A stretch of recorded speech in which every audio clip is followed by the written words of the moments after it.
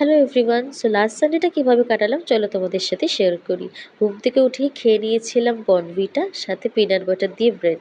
তারপরে কয়েকটা জিনিস ঘরে টুকটাক শেষ হয়ে গেছিলো, সেগুলোই আবার অর্ডার করে নিলাম জেপ্টো থেকে।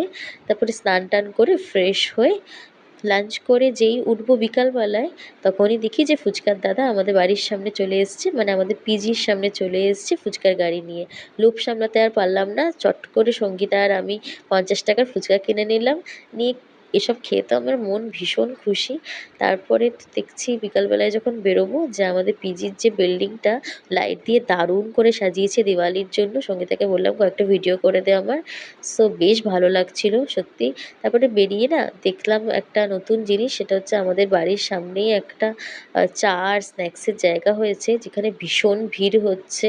তোমাদের পরের দিন আমি লোকেশনটা আরেকটু ভালো করে বলে দেবো। ওখানে আমি ফার্স্ট টাইম ট্রাই করলাম মালাই চা, আর সাথে চকলেট সিরাপ দিয়ে দিয়েছিল, খুবই টেস্টি ছিল।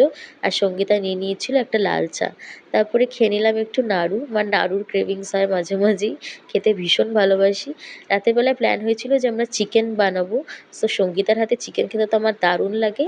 সো চিকেনটা ওই বানায় সবসময়, আর আমি হেল্প করে দিই। চিকেন বানালো, আর দুপুরবেলায় যেহেতু বিরিয়ানি খেয়েছিলাম অল্প, তাই বিরিয়ানি আর একটু ভাত আর একটু চিকেন